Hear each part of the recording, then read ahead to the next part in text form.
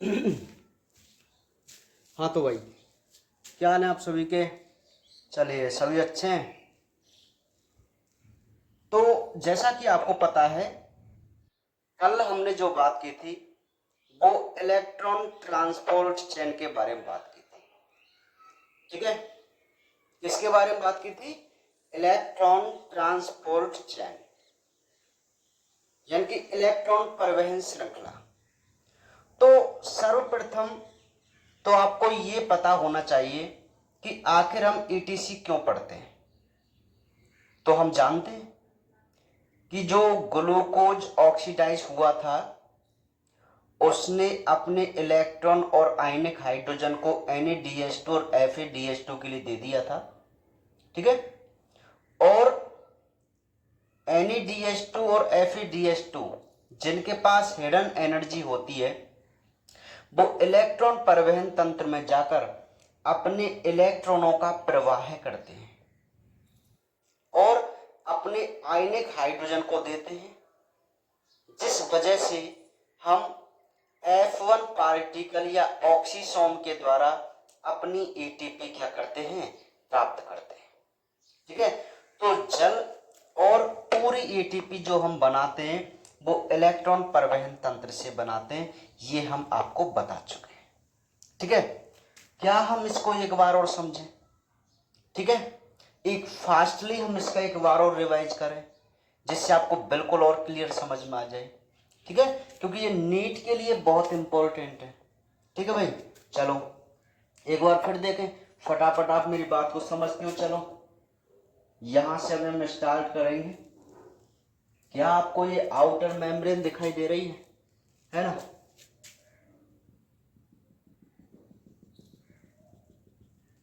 ये है inner membrane, ये है मैट्रिक्स, यही होता है। तो सिंपली आप याद रखो कि इलेक्ट्रॉन परिवहन श्रृंखला में 4 कॉम्प्लेक्स होते हैं। आप कॉम्प्लेक्स याद रखो। कॉम्प्लेक्स कैसे? पहला कॉम्प्लेक्स FMN FES, दूसरा कॉम्प्लेक्स FES, तीसरा complex cytochrome B cytochrome C1, चौथा complex cytochrome A cytochrome A3। ये 4 कॉम्प्लेक्स हमें याद होने चाहिए और 2 चल वाहक साइटोक्रोम, एक तो यूबिक्विनोन और एक साइटोक्रोम C। ये 6 शब्द हमें याद होने चाहिए और एक NaDH2 और एक FeDH2। बस इसी से हमारा इलेक्ट्रॉन परिवहन तंत्र बन जाएगा। ठीक है, देखो इलेक्ट्रॉन परिवहन श्रृंखला का जो डायग्राम है वो हमारी बुक में थोड़ा अलग है।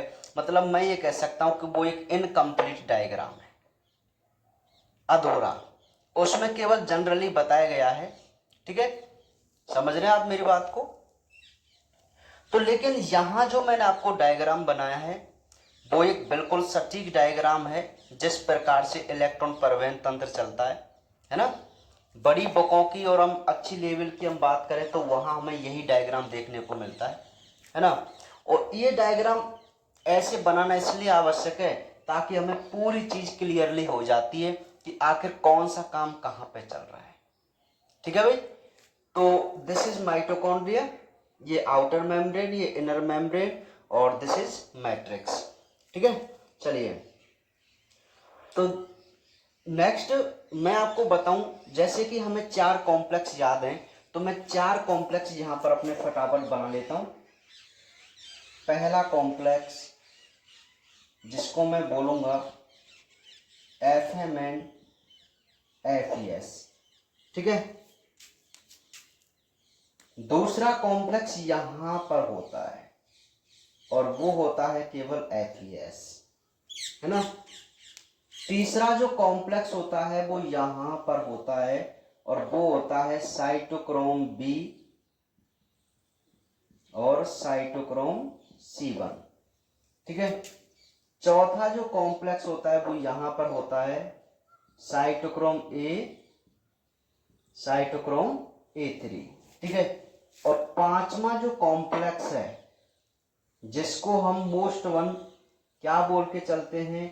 F1 कण बोल के चलते हैं, तो इस प्रकार इनर मेम्ब्रेन में हमारे 5 कॉम्प्लेक्स व्यवस्थित होते हैं। ठीक है, समझ में आ गई मेरी बात, है ना भाई। इस प्रकार आप व्यवस्थित कर देंगे। अब सर्वप्रथम आप क्या करेंगे, सबसे पहले कि यहां पर ये आधात्री है, तो इस आधात्री में जो NaDH2 है, NaDH2, इसका NaDH डिहाइड्रोजनेज एंजाइम द्वारा ऑक्सीकरण हो जाता है, जिससे ये NAD+ में बदल जाता है। किस में बदल जाता है? NAD+ में। और जब ये NAD+ में बदलेगा तो ये क्या रिलीज करेगा? एक तो इलेक्ट्रॉन और 2 हाइड्रोजन करेगा रिलीज। 2H+, हाइड्रोजन नहीं बोलेंगे, 2 आयनिक हाइड्रोजन रिलीज करेगा। करेगा कि नहीं करेगा ये आप बताओ मुझे बात। तो ध्यान दीजिए, पहला जो कॉम्प्लेक्स है वो NaDH2 के इलेक्ट्रॉन और आयनिक हाइड्रोजन को एक्सेप्ट करता है, जबकि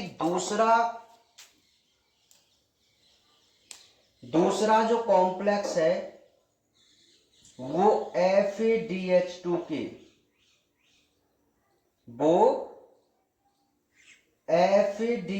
के इलेक्ट्रॉन और हाइड्रोजन को ग्रहण करता है। कौन सा कॉम्प्लेक्स? Second complex.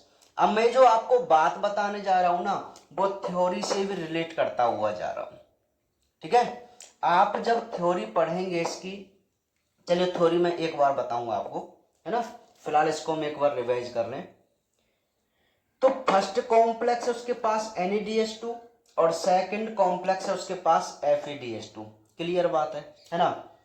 अब ये जो, चूंकि ये इलेक्ट्रॉन परिवहन तंत्र है, तो हमें पूरे इलेक्ट्रॉनों का परिवहन कराना है, और यहां लास्ट में इसके होता है ऑक्सीजन। ये कई बार नीट में पूछा गया है कि अंतिम ग्राही इलेक्ट्रॉन, ETS में अंतिम ग्राही इलेक्ट्रॉन कौन होता है? तो वो होता है ऑक्सीजन। मतलब जो सबसे अंत में इलेक्ट्रॉन को ग्रहण करता है वो ऑक्सीजन होता है। ठीक है, तो अंतिम ग्राही की तरह काम करता है ऑक्सीजन। आपको याद रखना है फॉर नीट पर्पज। अब देखिए, ये जो NaDH2 ने इलेक्ट्रॉन रिलीज किए थे ना, इन इलेक्ट्रॉनों के पास है एनर्जी। क्या है? एनर्जी। और अब ये इलेक्ट्रॉनों का प्रवाह है, तो इलेक्ट्रॉन यहां से स्टार्ट होकर बिल्कुल यहां तक पहुंचेंगे। बस इतना हमें याद रखना है, बस बहुत सिंपल है। देखो इस प्रकार आप अरेंज करना सीख जाएंगे ना, तो देखो अब ये इलेक्ट्रॉन यहां गया, FeS से इलेक्ट्रॉन आया यूवी क्विनोन के पास, जिसको मैं Q से भी रिप्रेजेंट कर सकता हूं। Q भी आप लिख सकते हैं यूवी क्विनोन को। अब ये जो यूवी क्विनोन है वो क्या करता है? इन आयनिक हाइड्रोजन को लेकर QH2 में बदल जाता है। किस में बदल जाता है? QH2 में। और ये QH2 अपने इलेक्ट्रॉन और आयनिक हाइड्रोजन को किसको देता है? साइटोक्रोम बी को, मतलब कॉम्प्लेक्स थर्ड को। बात समझ में आ रही है? अच्छा, मैंने कॉम्प्लेक्स के नाम नहीं लिखे, समझ जाएंगे क्या? लिखूं क्या? चलो लिख देते हैं, कॉम्प्लेक्स थर्ड, कॉम्प्लेक्स 2 और कॉम्प्लेक्स फर्स्ट। ठीक है, सिंपल सी बात है।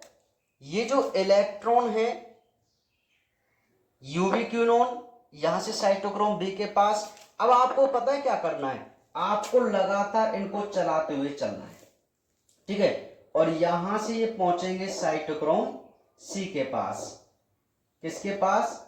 साइटोक्रोम सी के पास। और साइटोक्रोम सी से ये पहुंचेंगे किसके पास? ए के पास। और यहां से A3 के पास। और A3 से ये जो इलेक्ट्रॉन है वो कहां जाते हैं भैया? ऑक्सीजन के पास। किसके पास जाते हैं? ऑक्सीजन के पास। तो आप देखिए हमने किस प्रकार NaDH2 से इलेक्ट्रॉन यहां से इस प्रकार चलाए। तो यदि आपको 4 कॉम्प्लेक्स याद हैं और 2 चलवाहक जिसमें पहला यूवी क्विनोन दूसरा साइटोक्रोम सी याद है, तो हमें इलेक्ट्रॉन का प्रवाह करने में बताओ क्या दिक्कत है? आराम से कर सकते हैं, है ना। ये तो इलेक्ट्रॉनों का प्रवाह हो गया, कंप्लीट बात मैंने कर दी। लेकिन ऐसे थोड़े कंप्लीट हो जाएगा ये जो इलेक्ट्रॉन जब प्रवाह होते हैं तो कुछ एनर्जी अपनी लूज करते हैं, तो उसी एनर्जी का हम सहारा लेकर अपने जो आयनिक हाइड्रोजन है ना, उनको हम पेरी माइटोकॉन्ड्रियल स्पेस में भेजते हैं। कहाँ भेजते हैं? और ये जो FADH2 है, इससे भी ये क्यूनोन वाला सिस्टम है वही, ठीक है, क्योंकि ये जो तीसरा कॉम्प्लेक्स है वो NADH2 और FADH2 दोनों के ही इलेक्ट्रॉन और आयनिक हाइड्रोजन ग्रहण करता है।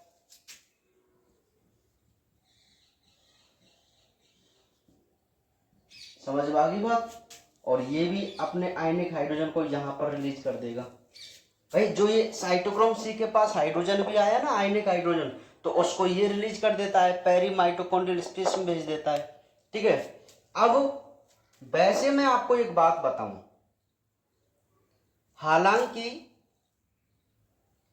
हर जो ये आपको गैप दिखाई दे रहा है, यहां पर जो ये बीच में गैप दिखाई दे रहा है ना, यहीं से ये आयनिक हाइड्रोजन वापस मैट्रिक्स की तरफ आते हैं F1 पार्टिकल से। लेकिन मैंने इन सभी के लिए एक कॉमन F1 पार्टिकल यहां पर बनाया है सबसे अंत में 5वें कॉम्प्लेक्स के रूप में, ठीक है। तो मैं एक साथ इन आयनिक हाइड्रोजन को यहां से जब निकालूंगा, क्योंकि मैं आपको बता चुका हूं कि ये जब आयनिक हाइड्रोजन सभी स्पेस में पहुंच जाते हैं पेरी माइटोकॉन्ड्रियल में, तो वहां से ये आने की कोशिश करते हैं, ठीक है। कहां? मैट्रिक्स की तरफ।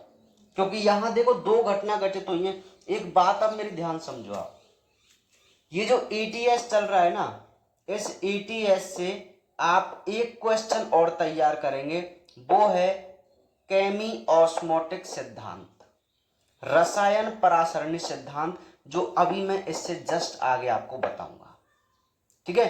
तो वो बात आपको यहां से क्लियर करनी है, केमी ऑस्मोटिक। देखो ये माइटोकॉन्ड्रिया की झिल्ली है ना, ये प्रोटॉन है कि नहीं? तो माइटोकॉन्ड्रिया की झिल्ली के आर पार जो आयनिक हाइड्रोजन का गमन हो रहा है, या चलो ऐसा करते हैं, मैं तभी आपको बताऊंगा, है ना, पर थोड़ा बहुत समझ लीजिए, है ना, कि देखो आयनिक हाइड्रोजन का जो आर पार गमन हो रहा है ना माइटोकॉन्ड्रिया झिल्ली के, वो किसके द्वारा हो रहा है? इलेक्ट्रॉन के प्रवाह के द्वारा कंट्रोल हो रहा है, पहली बात तो, ठीक है। और इसमें दो घटनाएं घटित हो रही हैं। एक तो झिल्ली के आर पार pH में अंतर आ रहा है, और एक जो इसका विद्युत विभव है उसमें भी अंतर आ रहा है। तो कहने का मतलब है एक विद्युत रासायनिक प्रवणता यहां उत्पन्न होती है। तो उस विद्युत रासायनिक प्रवणता के दो घटक, एक तो है pH में अंतर और एक है विद्युत विभव में अंतर। इस वजह से जो प्रोटॉन है वो आर पार इसमें करते हैं और ADP से क्या बनाते हैं? ATP। इसी को हम क्या बोलते हैं? केमी ऑस्मोटिक। जब मैं थ्योरी लिखूंगा ना तब और क्लियर समझ में आएगा ना, अभी आप छोड़ो इसको। तो ये जो जितने भी आयनिक हाइड्रोजन थे जो पेरी माइटोकॉन्ड्रियल स्पेस में भेज दिए गए थे यूवी क्यूनोन और साइटोक्रोम C के माध्यम से मोस्टली, क्योंकि इसी ने H+ को लिया था और तब ये H+ रिलीज होने लगे, ठीक है। हाँ, तो ये जैसे ही सब आयनिक हाइड्रोजन यहाँ मैट्रिक्स की तरफ जाते हैं तो हम इनके लिए रास्ता देते हैं F1 पार्टिकल से। अब यूं सपोज कर लीजिए कि ये जो F1 पार्टिकल्स है यहाँ भी है, यहाँ भी है, ऐसे। तो जैसे ये H+ इधर निकला तो यहीं से ये इधर निकलेगा ना, तो ये क्या देकर जाएगा? ATP देकर जाएगा। ये यहां से निकलेंगे तो ये भी ATP देकर जाएगा, ठीक है। लेकिन हम सभी के लिए कॉमन बना देते हैं, कोई दिक्कत वाली बात नहीं है, ठीक है। तो जब ये आयनिक हाइड्रोजन यहां से निकलते हैं ना तो हमें क्या देते जाते हैं? ATP देते जाते हैं। तो मैं यहां लिख देता हूं ADP प्लस ATP, ठीक है। समझ में आ गई बात? और ये जो अंतिम इलेक्ट्रॉन है वो पहुंचता है ऑक्सीजन के पास, और ये ऑक्सीजन अपने आयनिक हाइड्रोजन से रिएक्ट कर बनाता है क्या? H2O। क्या बनाता है? H2O, ठीक है। तो ये था हमारा इलेक्ट्रॉन परिवहन तंत्र, जिसको हम ETC बोल के चलते हैं। एक बार समझ में आ गई बात आपको, है ना। चलिए अब देखो, ये तो बात हुई इसकी इलेक्ट्रॉन परिवहन श्रृंखला की। अब हम बात करते हैं इसकी थ्योरी की। किसकी बात करते हैं? थ्योरी की। तो आप ध्यानपूर्वक मैं बोलूंगा, आप थ्योरी मिलाते हुए चलना, पीडीएफ में से जहां से भी, आपको सारी चीज क्लियर समझ में आ जाएगी। देखो कैसे, ये जो ईटीसी है, यहां पर इलेक्ट्रॉनों का जो प्रवाह होता है उच्च ऊर्जा स्तर से निम्न ऊर्जा स्तर की तरफ होता है। यहां उच्च ऊर्जा स्तर होता है, वो ये निम्न ऊर्जा स्तर होता है ना। इलेक्ट्रॉनों का जो प्रवाह हो रहा है ना इसमें, वो उच्च ऊर्जा स्तरों से निम्न ऊर्जा स्तर की तरफ होता है। और इलेक्ट्रॉन विभिन्न वाहकों द्वारा निम्न प्रकार गुजरते हैं। अब वो कैसे गुजरते हैं वो ध्यानपूर्वक समझो। देखो पहला पॉइंट मैं पढ़ रहा हूं, मैं थ्योरी का फर्स्ट पॉइंट पढ़ रहा हूं, आप उसको समझना, बहुत अच्छा आपको समझ में आएगा। वहां लिखा हुआ है कि जो ईटीसी की क्रियाविधि है, हम उसे निम्न चरणों में समझ सकते हैं, या इलेक्ट्रॉनों का प्रवाह वाहकों से किस प्रकार होता है, हम उसे निम्न प्रकार समझ सकते हैं। ऐसा वहां लिखा हुआ है, लिखा हुआ है। पहला पॉइंट कहता है कि माइटोकॉन्ड्रिया की मैट्रिक्स में जो NADH2 बनता है, बना भैया, माइटोकॉन्ड्रिया के मैट्रिक्स में आप मिलाते हुए चलना। माइटोकॉन्ड्रिया के मैट्रिक्स में जो NADH2 बना, ये NADH डिहाइड्रोजनेज एंजाइम द्वारा ऑक्सीकृत होता है, हुआ ऑक्सीकृत, जिससे इसने आयनिक हाइड्रोजन और इलेक्ट्रॉन को मुक्त किया और इन इलेक्ट्रॉनों को संकुल फर्स्ट के अवयव ग्रहण कर लेते हैं। क्या दिक्कत है बताओ फर्स्ट पॉइंट में? बहुत सिंपल है कि माइटोकॉन्ड्रिया के मैट्रिक्स में जो NADH2 है, उसका ऑक्सीकरण होने से जो इलेक्ट्रॉन या आयनिक हाइड्रोजन मुक्त हुए, तो उन इलेक्ट्रॉनों को संकुल फर्स्ट के अवयव ग्रहण करते हैं, और संकुल फर्स्ट के अवयव हैं FM एंड FES। तो पहला पॉइंट बताओ समझ में आया कि नहीं आया? ये थ्योरी चल रही है। दूसरा पॉइंट सिंपल सी बात है, संकुल सेकंड के अवयव, क्या लिखेंगे आप? संकुल सेकंड के अवयव FADH2 से रिलीज हुए इलेक्ट्रॉनों को ग्रहण करते हैं। क्लियर बात है? तो बताओ 2 पॉइंट हो गए नहीं हो गए थ्योरी के आपके? बिल्कुल हम डिटो चल रहे हैं, आप कंफ्यूज नहीं होना, बिल्कुल आप मिलाना, बिल्कुल सही है। देखो पहला कॉम्प्लेक्स किसको एक्सेप्ट करता है? NADH2 के इलेक्ट्रॉन्स को। दूसरा संकुल FADH2 के इलेक्ट्रॉन को। बस ये 2 पॉइंट तो हो गए। तीसरा पॉइंट क्या है? तीसरा पॉइंट ध्यान समझो। तीसरा पॉइंट ये कहता है कि ये संकुल फर्स्ट और संकुल सेकंड के जो इलेक्ट्रॉन हैं, संकुल फर्स्ट और संकुल सेकंड से जो इलेक्ट्रॉन है ना, वो U के इलेक्ट्रॉनों को पूर्ण अपचेत UV क्विनोन, दोनों में ही UV क्विनोन आएगा जो कि पूर्ण अपचेत है, इन इलेक्ट्रॉनों को संकुल थर्ड को स्थानांतरित कर देता है। या आप डायरेक्ट यूं लिख सकते हैं, संकुल फर्स्ट और संकुल सेकंड से इलेक्ट्रॉनों को पूर्ण अपचित UV क्विनोन, क्या बोलेंगे, हाँ, संकुल थर्ड को स्थानांतरित कर देता है। जहां से बताओ, अरे जहां से साइटोक्रोम C के माध्यम से इन्हें संकुल 4 तक पहुंचा दिया जाता है। बताओ क्या दिक्कत है इन 3 पॉइंटों में? थ्योरी चल रही है। पहला पॉइंट क्या कहता है कि संकुल फर्स्ट के अवयव NADH2 के इलेक्ट्रॉन ग्रहण करते हैं, संकुल सेकंड के अवयव FADH2 के इलेक्ट्रॉन ग्रहण करते हैं, और तीसरा पॉइंट आपको क्या लिखना है कि पूर्ण अपचेत UV क्विनोन इन दोनों के इलेक्ट्रॉनों को ट्रांसफर करता है संकुल थर्ड के पास, और संकुल थर्ड से साइटोक्रोम सी के माध्यम से जाते हैं संकुल 4 के पास। चले गए भाई, है ना? क्या दिक्कत है बताओ? समझ में आ गई बात, है ना? नेक्स्ट पॉइंट, अब नेक्स्ट पॉइंट आपको कहना है कि ये जो इलेक्ट्रॉन है, ये जो इलेक्ट्रॉन है, ये संकुल फर्स्ट से संकुल 4 तक जब जाते हैं और ये F1 पार्टिकल से जब निकलते हैं तो या आप डायरेक्ट ऐसे कहना कि संकुल फर्स्ट से संकुल 4 तक जब ये जाते हैं तो एटीपी सिंथेटेज एंजाइम द्वारा ये एटीपी का निर्माण करते हुए जाते हैं। चौथे पॉइंट में आप एटीपी का निर्माण भी करेंगे। समझ में आ गई बात?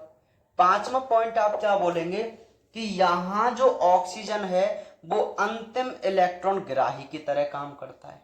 बिल्कुल करता है, ठीक है? करता नहीं करता, है ना? और अंतिम उत्पाद क्या बनाता है? जल बनाता है।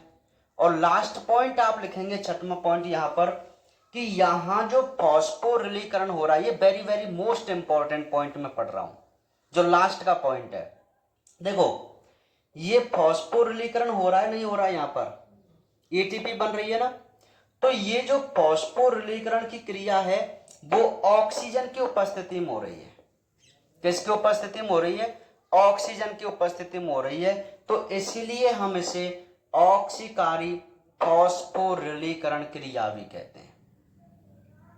ये बहुत अच्छा पॉइंट है, जो लास्ट वाला पॉइंट है कि ऑक्सीकारी फॉस्फोरिलीकरण क्रिया क्या है ना? तो यदि फॉस्फोरिलीकरण की क्रिया इलेक्ट्रॉन परिवहन श्रृंखला में ऑक्सीजन की उपस्थिति में हो रही है तो हम उसे ऑक्सीकारी फॉस्फोरिलीकरण क्रिया भी कहते हैं। अर्थात ईटीसी का दूसरा नाम ऑक्सीकारी फॉस्फोरिलीकरण क्रिया भी है। क्लियर है? तो एक बार जरा आप देखना पीडीएफ को और मिलान करना मेरी बातों को, मैं आपसे क्या कहना चाह रहा हूं भैया। आगे बात समझ में, है ना? बात आगे समझ में, ठीक है? तो आप इलेक्ट्रॉन परिवहन तंत्र की थ्योरी और इसका आरेख आराम से बना सकते हैं ना, आपको कोई दिक्कत नहीं है, ठीक है? आपको जो आरेख बनाना है ना वो इसी प्रकार बनाना है इलेक्ट्रॉन परिवहन श्रृंखला का, ठीक है? क्योंकि हमारी बुक में जो दिया हुआ है ना उसमें क्या है, कंप्लीट डायग्राम नहीं है, जिससे हम ये नहीं समझ पाएंगे कि आखिर कौन सा किस प्रकार इलेक्ट्रॉन लेता है। आप देख सकते हैं उसमें डायरेक्ट एटीपी बनाई हुई है, ठीक है? समझ रहे ना? चलिए,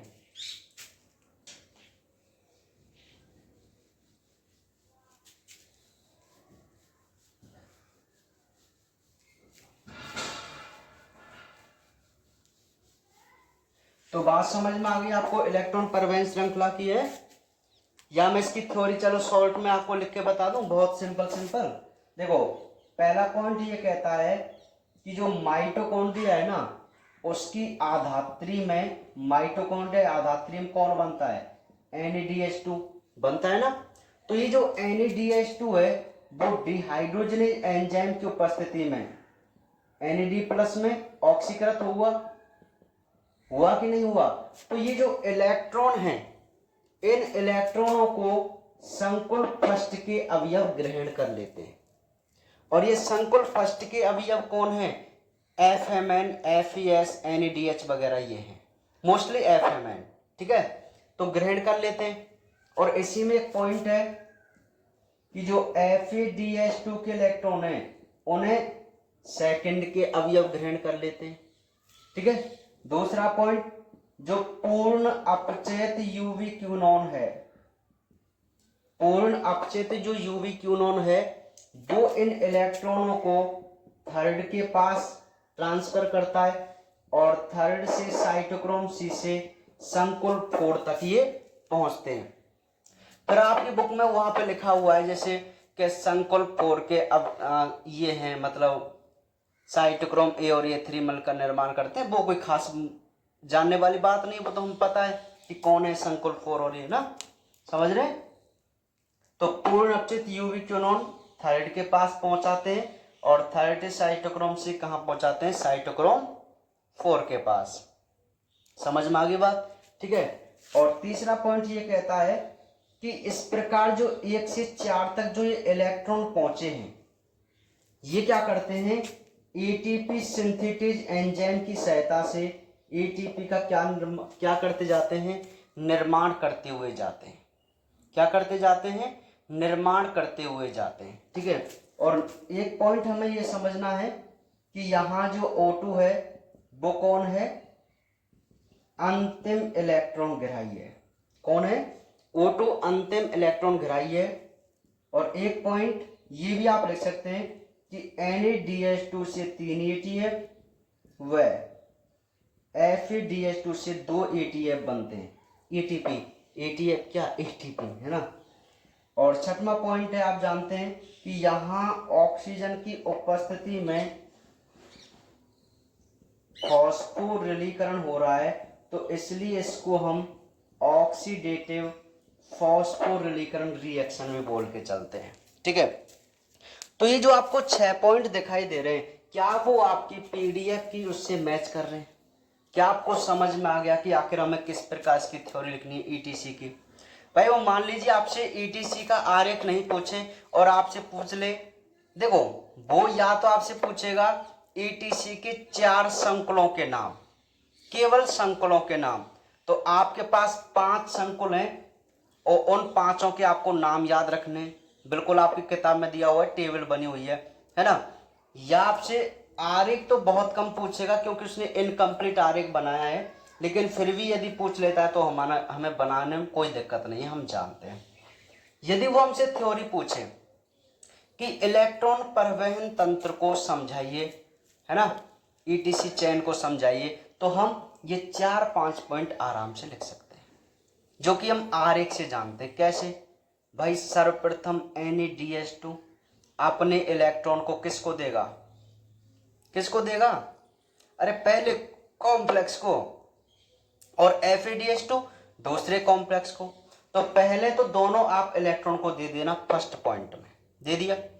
अब दूसरे पॉइंट में क्या बात आएगी, कॉमन बात आएगी कि दोनों के इलेक्ट्रॉनों को पूर्ण अपचित यूवी क्यूनॉन थर्ड को और थर्ड से साइटोक्रोम C4 को ट्रांसफर कर देता है। बताओ, ऐसे ही तो होता है ना। फिर हम बोलेंगे कि जब ये पहले से चौथे तक जब ये जाते हैं ना, तो एटीपी एज के माध्यम से एटीपी का निर्माण करते जाते हैं। ठीक है, और इसमें एक NaDH2 से 3 ATF और एक FeDH2 से 2 ATF बनते हैं। यार मैं ATF क्यों बोल रहा हूँ, पता नहीं क्या हो रहा मुझे। अच्छा, वो सॉरी कहाँ है वो, हाँ ATPase से नाम आ रहा है, किससे आ रहा है, ATPase से ना। अरे ATP, एक NaDH2 से 3 ATP और एक FeDH2 से 2 ATP बनते हुए चलते हैं। और यहाँ जो ऑक्सीजन है वो अंतिम इलेक्ट्रॉन ग्राही की तरह काम करता है, और O2 की उपस्थिति में यहाँ फॉस्फोरिलीकरण हो रहा है, तो इसलिए इसको हम ऑक्सीकारी फॉस्फोरिलीकरण की क्रिया भी कहते हैं।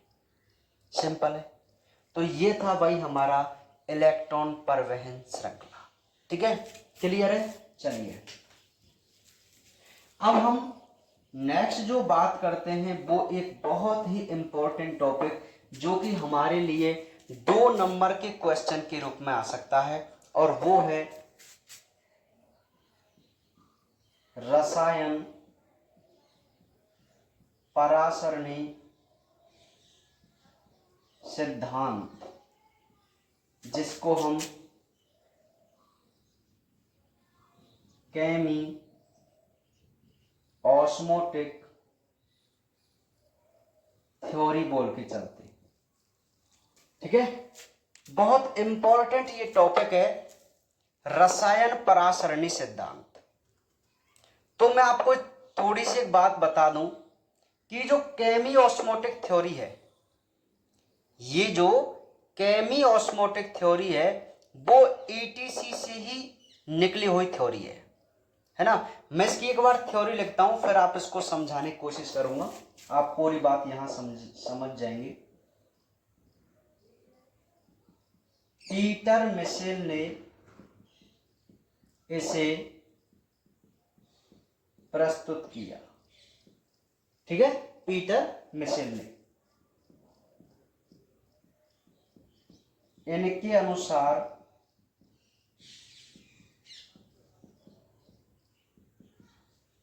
धनावेशित प्रोटॉन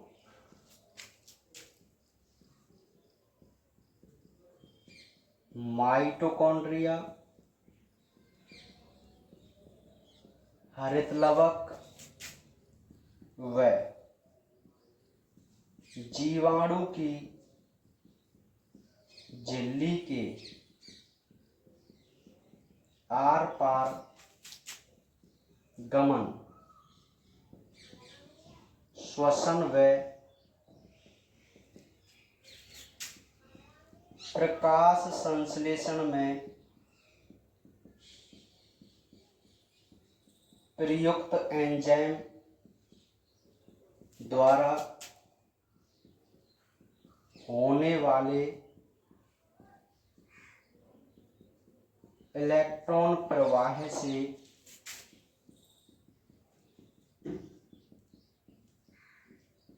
नियंत्रित होता है।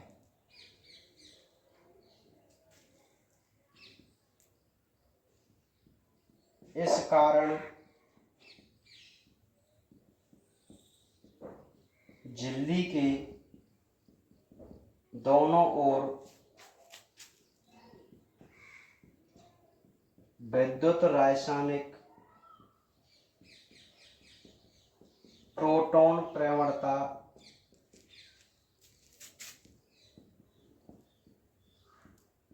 उत्पन्न होती है, जिसके दो घटक होते हैं। पहला, झिल्ली के दोनों ओर पीएच में अंतर। दूसरा,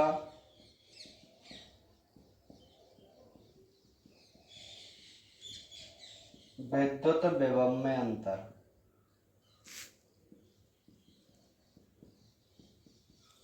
ये दोनों घटक प्रोटॉन गतिदायी बल उत्पन्न करते हैं, जिससे एटीपी अंदर प्रवेश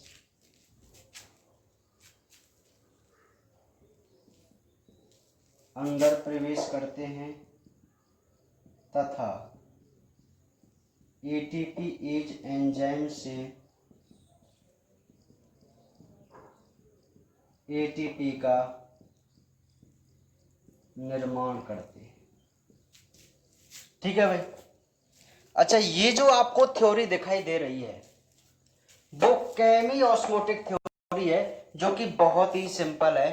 ये 2 नंबर के क्वेश्चन के रूप में आ सकती है कि रसायन परासरणी सिद्धांत को समझाइए या केमी ऑस्मोटिक थ्योरी को समझाइए।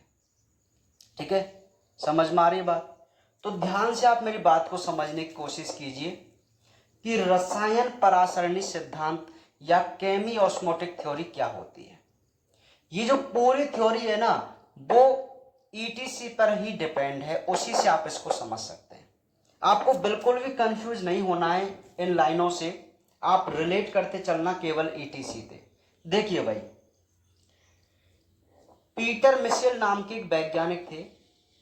उन्होंने एटीपी संश्लेषण के लिए इस सिद्धांत को प्रस्तुत किया और उन्होंने कहा, देखो कि जो धनावेशित प्रोटॉन होते हैं, मतलब H+ होते हैं आयनिक हाइड्रोजन, ये या तो चाहे माइटोकॉन्ड्रिया हो, चाहे हरित लवक हो, या फिर जीवाणु की झिल्ली हो। ये 3 चीज अलग अलग उन्होंने बताई थी।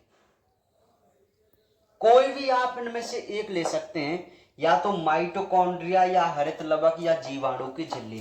तो हमने माइटोकॉन्ड्रिया की बात की थी, तो हम एक माइटोकॉन्ड्रिया ले लेते हैं। तो वो एक सिंपल सा कहता है कि जो धनावेशित प्रोटॉन है ना, वो इन तीनों चीजों के आर पार गमन करते हैं।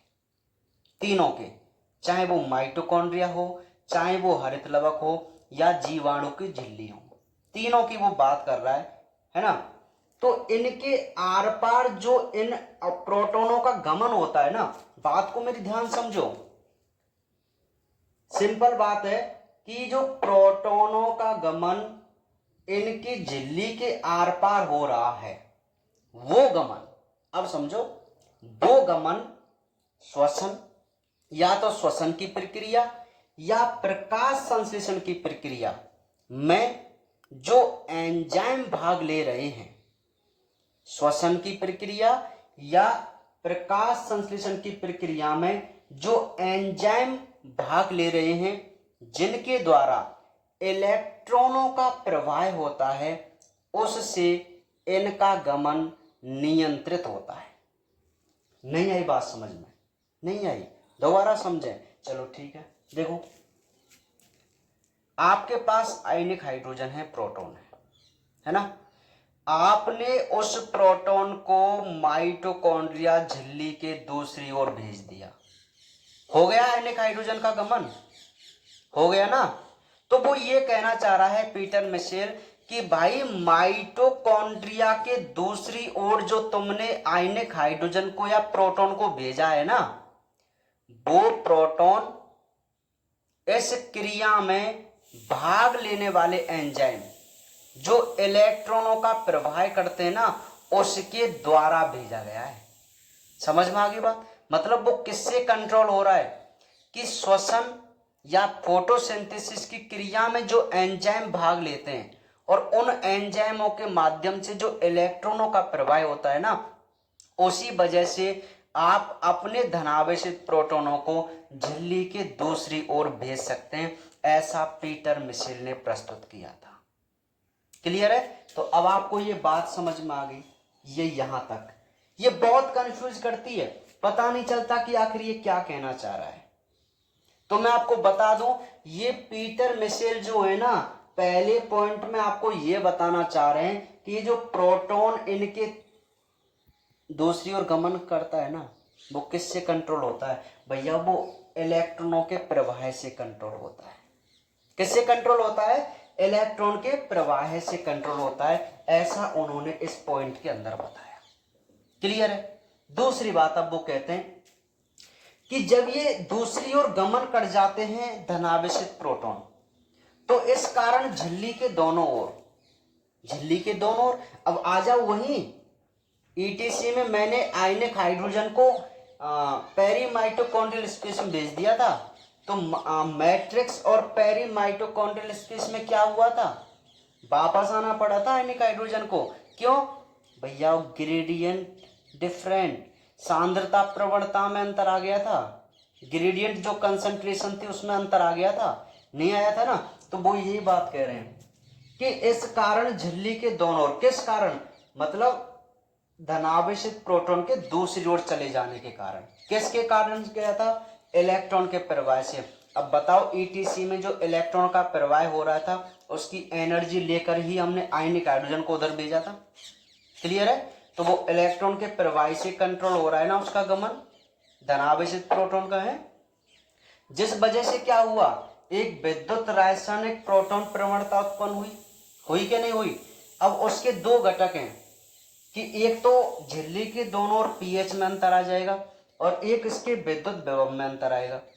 तो इन दोनों जो ये घटक हैं, वो मिलकर एक ऐसा फोर्स उत्पन्न करते हैं जिससे जो H+ हैं, जो आयनिक हाइड्रोजन हैं, वो F1 पार्टिकल के अंदर प्रवेश करते हैं और एटीपी एंजाइम से क्या बनाते हुए जाते हैं? एटीपी बनाते हुए जाते हैं। अरे मैं आपको बता चुका हूं ना कि ये एटीपी संश्लेषण से संबंधित है, केमी ऑस्मोटिक थ्योरी, रसायन परासरणी सिद्धांत जो है वो पीटर मिशेल ने एटीपी संश्लेषण के लिए बताई थी। आखिर में सीधी भाषा में आपसे ये कहूं कि पीटर मिशेल ने कुछ ऐसा कहा, हमने उनसे पूछा कि आखिर ये एटीपी का संश्लेषण कैसे हुआ, तो उन्होंने कुछ इस प्रकार उसको एक्सप्लेन किया। कैसे? देखो, पहली बात, आप मेरी बात सुनो। पीटर मिशेल कह रहे हैं हमसे कि ये जो आपके पास धनावेशित प्रोटॉन है ना, ये माइटोकॉन्ड्रिया के यदि दूसरी ओर जाएंगे तो पता है कैसे जाते हैं? हमने कहा बताइए सर कैसे जाते हैं। तो वो ये कहते हैं कि इस प्रक्रिया में जो एंजाइम भाग ले रहे हैं, जो भी है NADH यूबिक्यूल जो भी है, उनके द्वारा जो इलेक्ट्रॉनों का प्रवाह हो रहा है ना, उस इलेक्ट्रॉन के प्रवाह से आप एनर्जी लेकर इन धनावेशित प्रोटॉनों को दूसरी ओर भेज रहे हैं। पहली बार मैंने कहा साहब बिल्कुल सही कह रहे हैं आप, बिल्कुल गमन उनका इसी प्रकार हो रहा है। फिर वो कह रहे हैं देखो यदि वो उधर गमन कर गए तो दोनों झिल्ली के दोनों ओर एक इलेक्ट्रोकेमिकल प्रोटॉन ग्रेडियंट या मैं विद्युत रासायनिक प्रोटॉन प्रवणता उत्पन्न होती है। वो कहते हैं कि जब तुम्हारे धनावेशित प्रोटॉन दूसरी ओर चले गए ना, मतलब मैं कह सकता हूं पेरी माइटोकॉन्ड्रियल स्पेस में, तो जिस वजह से ये घटना यहां पर उत्पन्न हुई, और इस घटना के दो घटक होते हैं। इससे एक तो pH में अंतर आता है और एक इसके विद्युत विभव में, इलेक्ट्रोकेमिकल में, पोटेंशियल में, है ना, उसमें अंतर आता है।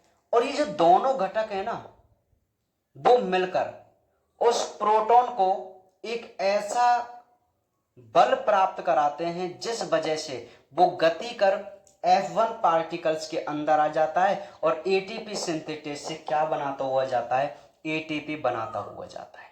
तो इसी को हम क्या बोलते हैं, केमी ऑस्मोटिक थ्योरी बोलते हैं, रसायन परासरणी सिद्धांत बोलते हैं। ठीक है, तो समझ में आगे बात नहीं आई भाई कि आखिर क्या है केमी ऑस्मोटिक थ्योरी। बहुत सिंपल है ना, केमी ऑस्मोटिक थ्योरी रसायन परासरणी सिद्धांत, कर लेंगे आराम से, है ना। बहुत कंफ्यूज करता है ये, लेकिन आपको कंफ्यूज नहीं होना है, समझ रहे हैं क्यों नहीं होना है, क्योंकि ये जो केमी ऑस्मोटिक थ्योरी है वो ATP संश्लेषण कैसे होता है इसके लिए प्रस्तुत की थी पीटर मिशेल ने। तो पहले तो उन्होंने ये कहा कि जो प्रोटॉन दूसरी ओर गए हैं ये इलेक्ट्रॉन के प्रवाह के द्वारा कंट्रोल होते हैं, बिल्कुल होते हैं। जब ये चले जाते हैं तो विद्युत रासायनिक प्रोटॉन प्रवणता उत्पन्न होती है, बिल्कुल होती है, जिसके दो घटक हैं, pH में अंतर और विद्युत विभव में अंतर। और ये दोनों घटक मिलकर एक ऐसा फोर्स उसको प्रोवाइड कराएंगे आयनिक हाइड्रोजन को, जो कि कहां प्रवेश कर जाएगा, अंदर कर जाएगा F1 पार्टिकल में, और ATP एंजाइम से क्या बनाता हुआ जाएगा आपके लिए, ATP बनाता हुआ जाएगा। क्लियर है, ठीक है। चलिए, तो हो गया भाई रसायन परासरणी सिद्धांत। बहुत अच्छा ये पॉइंट है, रसायन परासरणी वाला सिद्धांत बहुत अच्छा ये टॉपिक है भाई, इसको बिल्कुल भी आपको नहीं मिस करना है, ठीक है। अब नेक्स्ट जो मैं आपको बात बता दूं कि जो अगला जो टॉपिक है उस टॉपिक को आपको खुद ही को करना है, क्योंकि वो ज्यादा बिल्कुल भी टिपिकल नहीं है, केवल पढ़ना है और वहां से क्वेश्चन आने का तो बिल्कुल ही चांस नहीं है, केवल एक क्वेश्चन है वो मैं आपको बता दूंगा, ध्यान समझो। इसके बाद जो एक टॉपिक है और वो टॉपिक है किण्वन यानी कि फर्मेंटेशन। मैं आपको बता दूं जैसे ही हमारी ETC समाप्त हुई, हमारी जो पूरी रेस्पिरेशन की क्रिया थी ना वो कंप्लीट हो गई, तो आपने उसको समझ लिया होगा कि आखिर किस प्रकार एक रेस्पिरेशन की क्रिया संपन्न होती है, ठीक है। इससे पहले मैं आपको एक सार बता देना चाहता हूं कि जो हमने ATP वाली बात की थी, ठीक है, जैसे एक सार है आपकी बुक में, आप उसको देख लेना इस किण्वन से पहले। देखो क्या है, जो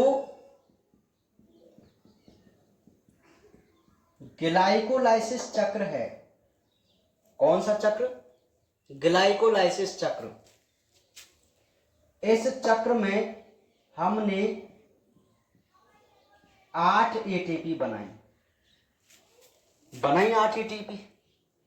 कैसे बनाई भाई, ये एक सार चल रहा है, आप उसमें बुक में, आप PDF में देखना, आपको मिल जाएगा, केवल समझ लेना उसको कि वहां पे जो ATP टोटल किस प्रकार बनती है वो बताया गया है। तो सबसे पहले ग्लाइकोलाइसिस चक्र हुआ था, हमें 38 एटीपी बना के चलनी है। तो जो ग्लाइकोलाइसिस, अच्छा 38 एटीपी हमें 3 सिस्टम से बनानी थी, इलेक्ट्रॉन परिवहन श्रृंखला और क्या बोलते हैं क्रेब्स चक्र और ग्लाइकोलाइसिस, यही से बनानी थी। तो मोस्टली अभी हम आपको बात बताएं कि जो ग्लाइकोलाइसिस चक्र है वहां टोटल 8 एटीपी बनती हैं या 6 एटीपी। देखो 6 एटीपी हम क्यों कह रहे हैं, क्योंकि यहां वहां पर हम 2 NADH2 बनाते थे ग्लाइकोलाइसिस चक्र में, जो कि इनडायरेक्टली एटीपी हैं, और 2 एटीपी बनाते थे कैसी, शुद्ध एटीपी। कैसी, शुद्ध एटीपी। तो टोटल कितनी एटीपी वहां बनती थी, 8 एटीपी। दूसरा जो था क्रेब्स चक्र, ठीक है, इस क्रेब्स चक्र में 2 पायरुविक अम्ल होते हैं, या मैं ये कह सकता हूं कि 2 पायरुविक अम्ल मिलकर एक क्रेब्स चक्र चलाते हैं अलग अलग, ठीक है। चलो कुछ ऐसे इसको समझो, पायरुविक अम्ल से लेकर, है ना, बात को समझना, अभी भूल गया मैं। पायरुविक अम्ल जो है वो एसिटाइल कोएंजाइम ए में बदलता है ना, तो इसको हम क्या बोलते हैं, लिंक रिएक्शन बोलते हैं। तो ये जो लिंक रिएक्शन है वो हमें 3 एटीपी बनाता है। कितनी एटीपी, 3 एटीपी एक लिंक रिएक्शन से। नहीं आई बात समझ में, अरे भाई 3 एटीपी बनाता है, नहीं आई।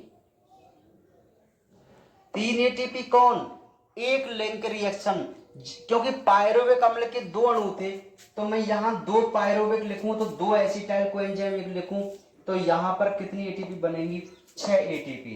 किससे, लिंक रिएक्शन से, ठीक है। अब जो हमारे क्रेब्स चक्र चलता है, इस क्रेब्स चक्र में, एक क्रेब्स चक्र में 12 एटीपी बनती हैं, और 2 क्रेब्स चलेंगे तो कितनी एटीपी बनेंगी, 24 एटीपी बनेंगी। कितनी एटीपी, 24 एटीपी। पता है ना आपको, है ना। अरे भाई एक पायरुविक अम्ल एक क्रेब्स चक्र चलाता है, और 2 पायरुविक अम्ल आपको प्राप्त हुए ग्लाइकोलाइसिस से, तो 2 क्रेब्स चक्र चलेंगे। हालांकि क्रेब्स चक्र में हमने 15 एटीपी लिखी थी भाई, वो 15 एटीपी में 3 एटीपी हमने इसकी भी ऐड कर रखी थी ना, लिंक रिएक्शन की। अब यहां हमने इसको अलग कर दिया है, ठीक है। तो देखो अब आपके पास टोटल 30 एटीपी, सॉरी 38 एटीपी हो गई ना, 24 एटीपी तो आप क्रेब्स चक्र से प्राप्त कर रहे हैं, 6 एटीपी आप लिंक रिएक्शन से प्राप्त कर रहे हैं, और 8 एटीपी आप ग्लाइकोलाइसिस से प्राप्त करते हैं। तो इस प्रकार टोटल कितनी एटीपी आपके पास बन रही है, 38 एटीपी आपके पास बन रही है 38 एटीपी, ठीक है।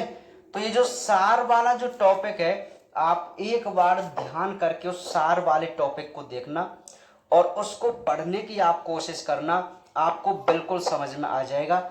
यदि नहीं आए तो आप मेरे से बोलना, सर उससे आप बनाकर बता दीजिए, हमें तो पता ही नहीं चल रहा क्या हो रहा है, ठीक है।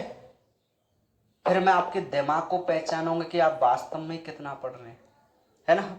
अरे बहुत नॉर्मल, मैं आपसे कह रहा हूं ना, मैंने आपको ये बता दिया, आपको इससे पूरा क्लियर समझ में आ जाएगा कि वहां पे जो सार है ना, वो एटीपी बनाने का है कि आखिर हम 38 एटीपी किस प्रकार पूरे रेस्पिरेशन में प्राप्त किया।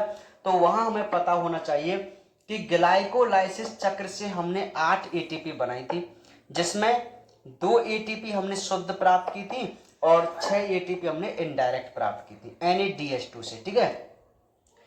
पायरुविक अम्ल जब एसिटाइल कोएंजाइम ये बनाता है तो इसे हम लिंक रिएक्शन कहते हैं, और ये जब ये बनाता है ना तो 3 एटीपी बनाता है। वैसे तो एक NADH बनाता है, लेकिन एक NADH 3 एटीपी बनाता है ना, तो हम तो एटीपी बात करेंगे। तो 2 पायरुविक अम्ल तो कितनी एटीपी बनाएंगे, 6 एटीपी लिंक रिएक्शन में। और जो हमारे क्रेब्स चक्र है जो कि 2 बार चलता है, तो वो कितनी एटीपी बनाता है, 24 एटीपी। तो टोटल कितनी एटीपी हो जाएंगी, 38 एटीपी हो जाएंगी। ठीक है, समझ में आ रही बात।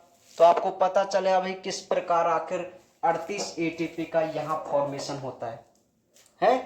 तो बहुत अच्छा है, आपको ये सिस्टम समझ में आया होगा। ठीक है भाई।